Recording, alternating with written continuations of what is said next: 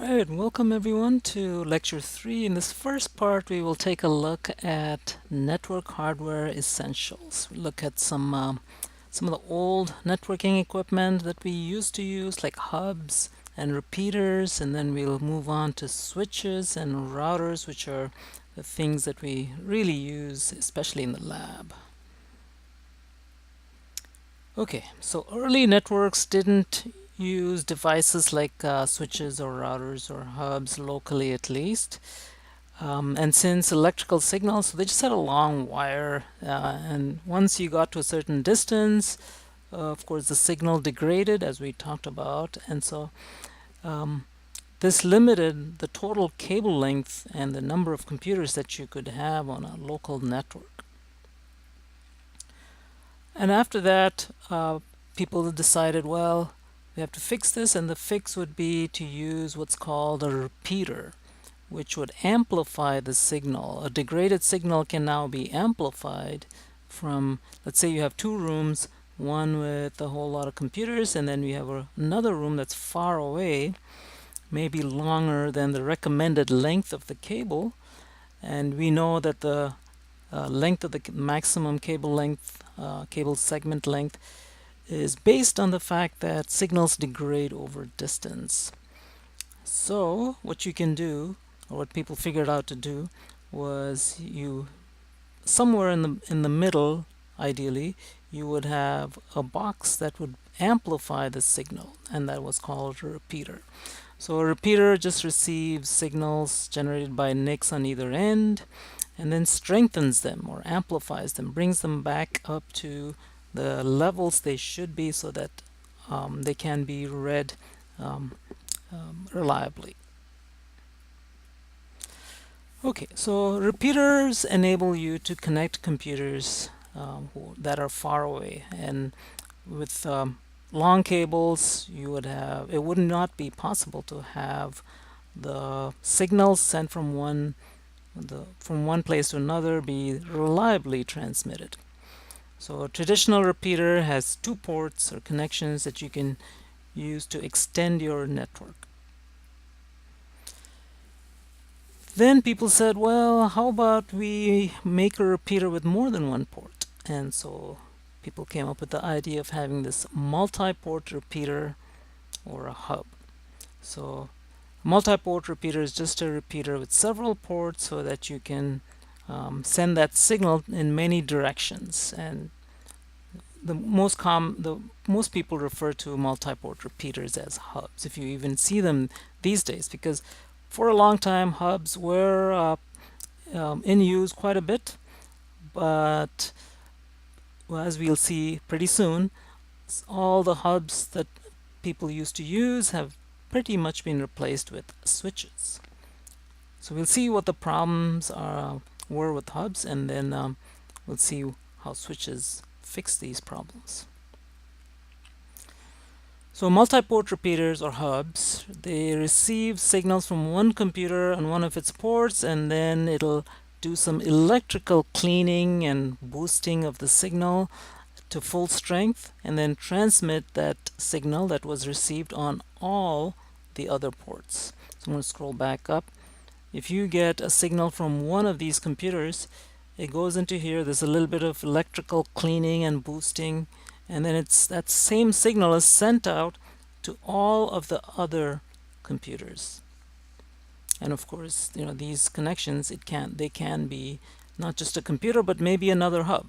So whatever signal it gets on one port, it will send out on all the other ports after doing some cleaning and amplification of the signal. So it's just an electrical connection with some amplification.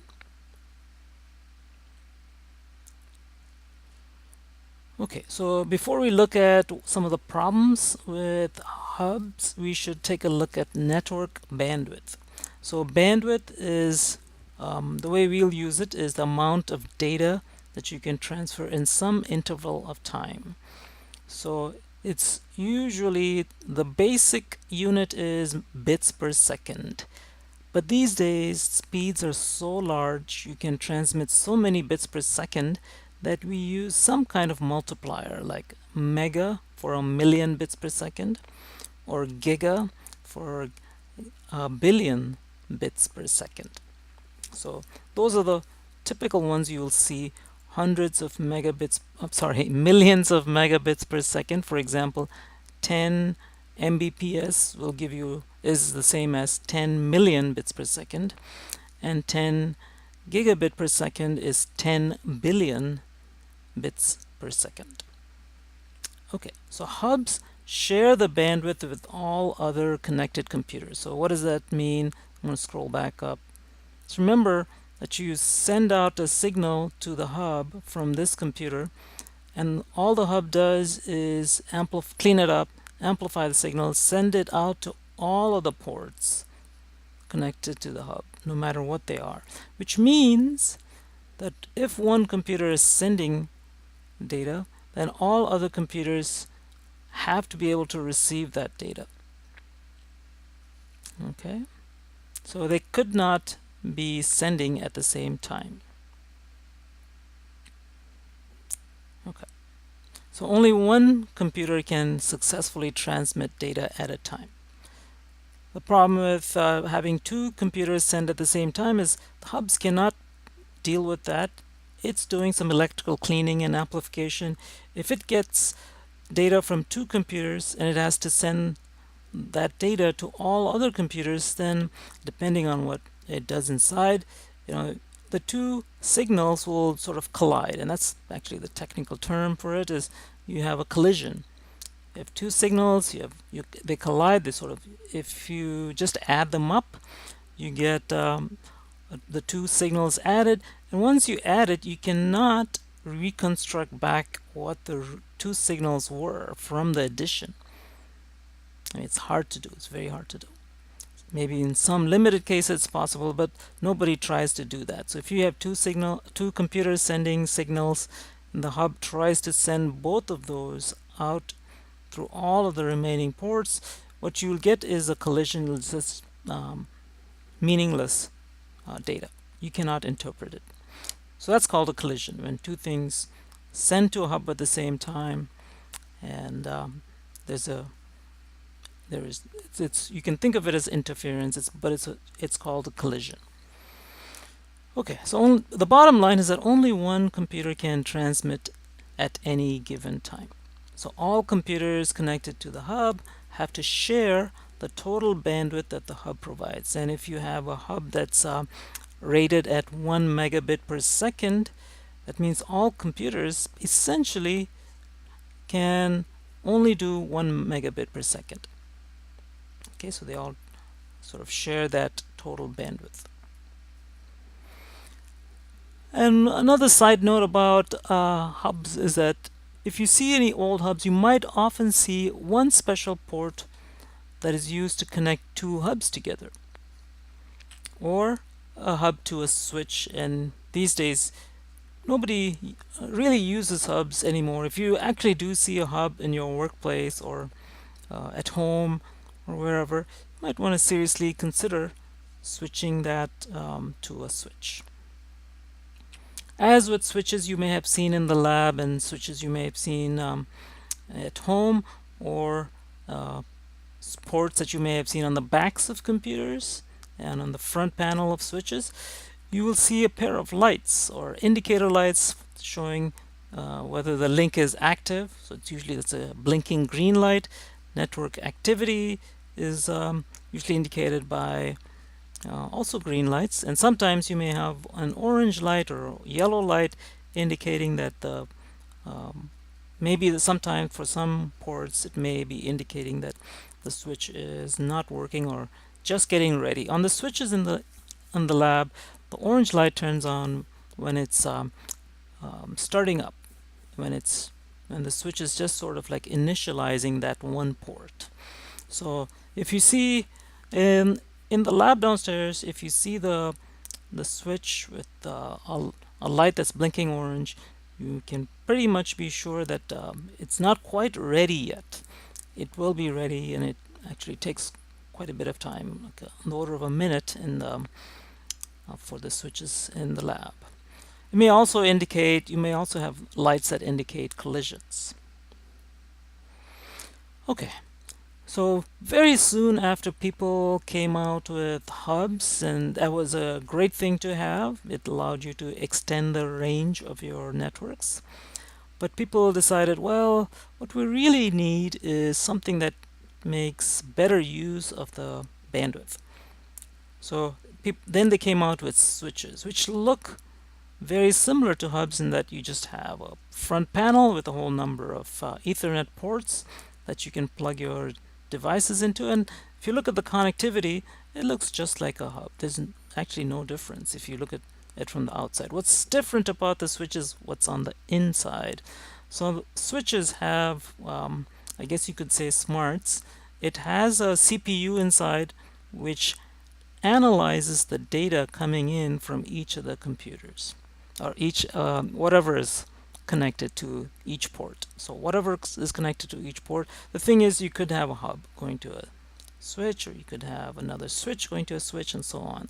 So whatever is sending data into the port, the switch will read that data and analyze it.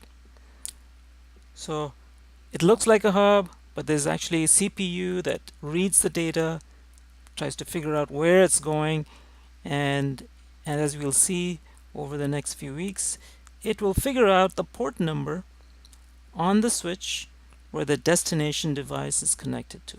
And here's the most important thing about a switch is it will take that data and send it not to all of the ports, but only to the destination port, except in situations where a connection is to be broadcast to all the ports. So what that means is there's two ways that the switch can communicate, two main ways. One is from one point to another point. Computer B might be sending a data specifically to computer A. So in that case, the way that happens is that when we haven't talked about what this data looks like yet, but at the level of a switch, the switch only looks at the sort of like the frame that a computer sends to another computer, or any source sends to a destination. The frame has two MAC addresses. One is the destination MAC address, and in this case, note that the destination computer A has the MAC address AA.A1. So these are hexadecimal numbers. The source of the source computer, or the source MAC address of the frame that's being sent from, let's say, computer B, will have B's MAC address. Okay, and so when the computer gets, when the switch gets a message with a source and destination MAC address that it knows about, it will send that message only on the port that the destination is connected to.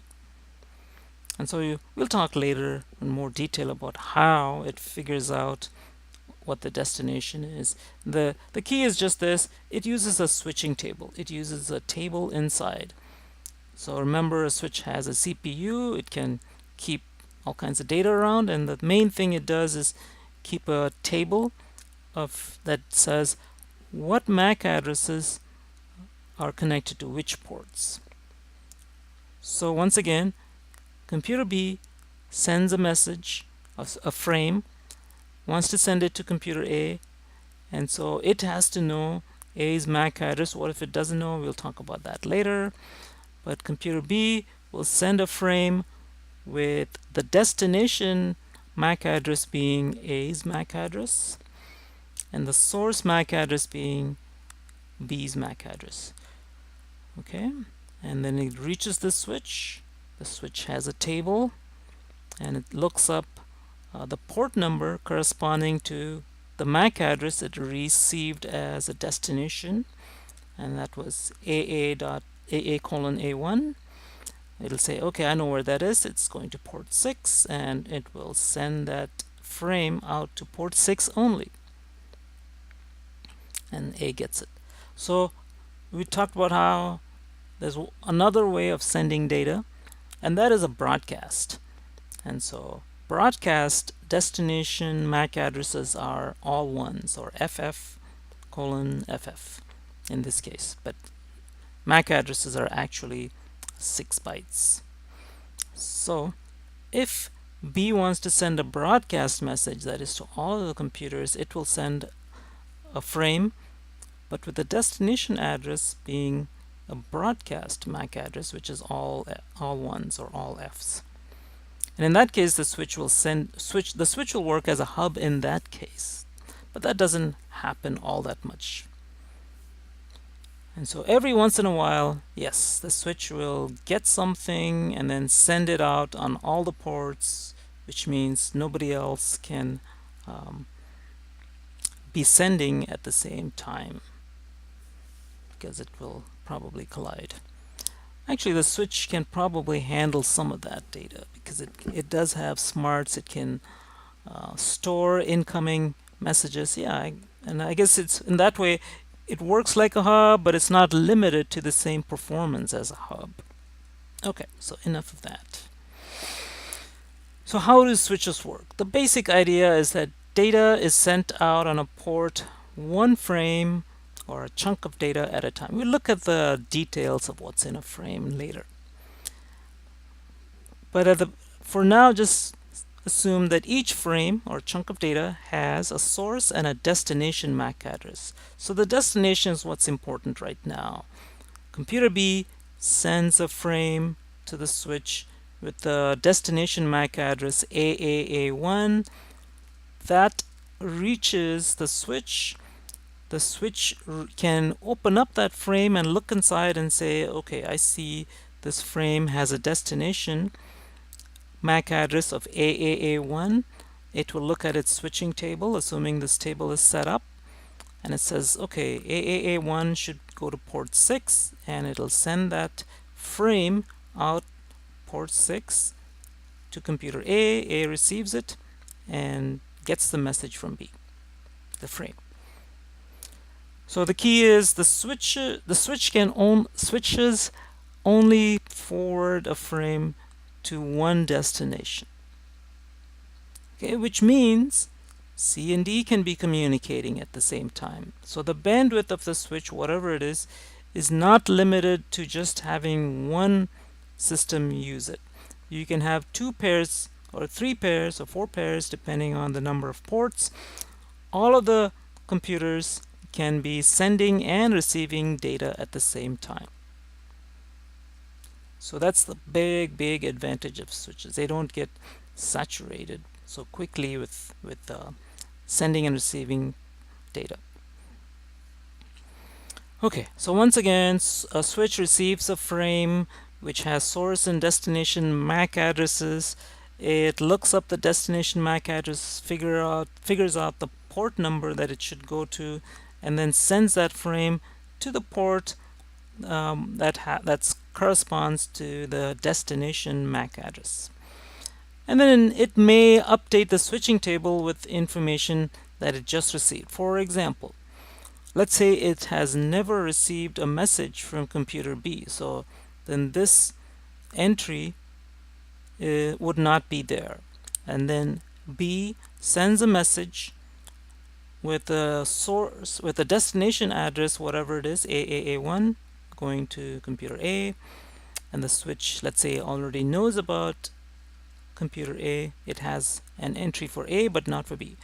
Well, the switch knows which port messages are coming in on, and so if B sends a frame with the source address set to BBB1 and it's connected to port 1, the switch says, okay, now I know the MAC address of the machine of whatever is sending data on port 1.